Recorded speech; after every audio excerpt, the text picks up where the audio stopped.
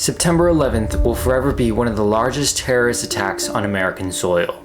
But the events that occurred a month later would release a deadly threat into the American Postal Service: bioterrorism, a powder filled with spores chemically known as anthrax. Staff member actually had been tested positive for anthrax. Anthrax is found at a facility that handles mail going to the White House. In Nevada, to New Jersey tonight. The U.S. House of Representatives is closing offices today until Tuesday to allow a complete sweep for traces of anthrax. On the early morning hours of October 2nd, 2001, Bob Stevens, a 62-year-old photojournalist in Florida, walked into a hospital displaying the signs of meningitis. On October 4th, after taking a test of Stevens' spinal fluid showing that he had been infected by an airborne anthrax, he then died on October 5th. Over the next 2 months, 4 additional people would die from airborne anthrax, and 17 people would be hospitalized, the cause being either contact or inhalation of the powder.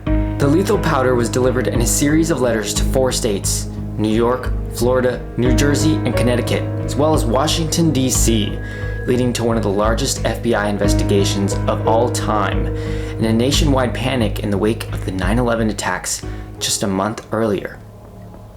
Anthrax is an extremely contagious bioweapon, leading to anyone being near the vicinity of the chemical needing immediate medical attention. With the first anthrax case in Florida, then Florida Governor Jeb Bush insisted that the spores found at Stevens' workplace, American media, was an accidental sole incident and that the anthrax was in fact not part of a terror attack. However, with the FBI's finding of the anthrax letters, the denial of state governments were quickly dismissed. By early November, the FBI had launched an investigation that tied all field offices in both affected and unaffected states together, searching for an answer as to what connected the 22 victims. Their answer came in the form of 3 letters, each containing the anthrax spores, which begs the question: how did so many people get infected? Due to trace amounts of anthrax found on the envelopes, any postal worker who came into contact with the letters for longer than a 15-minute period was said to have become infected. It was then later determined that the first letter had been mailed on September 18th, less than a week after the 9/11 attacks, from a mailbox in New Jersey. Along with anthrax was haunting rhetoric, such as one delivered to NBC News anchor Tom Brokaw, which stated, "This is next. Take penicillin now. Death to America, death to Israel, Allah is great." Another letter stated, "You cannot stop us. We have the anthrax. You die now. Are you afraid?" The code name for the case, Amerithrax, quickly spread through government channels, all organizations looking for a method to ease public scrutiny and the fear of opening up lethal spores along with their bills in the mail. According to the FBI preliminary press release in 2010, at the conclusion of the case, the FBI efforts involved more than 10,000 witness interviews on 6 different continents, the execution of 80 searches, and the recovery of more than 6,000 items of potential evidence during the course of the investigation.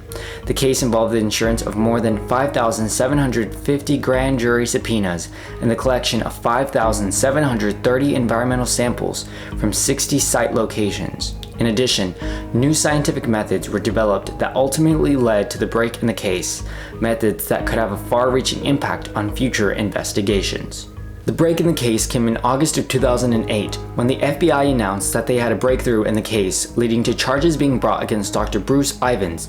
The doctor had been living a long time, being a microbiologist expert at Fort Derrick, which hosts the U.S. Army Medical Research Institute of Infectious Diseases.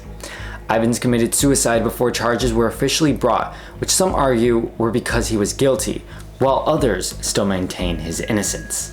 The case for Ivins' guilt solely relied on his experience with the chemical and a 2007 email which the doctor said he had known who carried out the attacks. Scientists who work with Ivins claim that he did not have the means to make such a large quantity of anthrax. To this day, no one was ever officially charged as being the perpetrator of the attacks. Previous to 2001, there was a debate in America over whether or not the CDC's resources should be used to create vaccines for substances such as anthrax, which was not commonly found.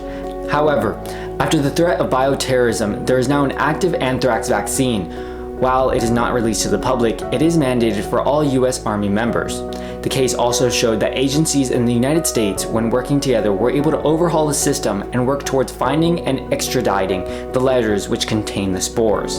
And overall, while the 2001 anthrax only had a victim toll of 22 people, the case did set the precedent for how to diplomatically handle all bioterrorism threats in the future for the Federal Bureau of Investigation.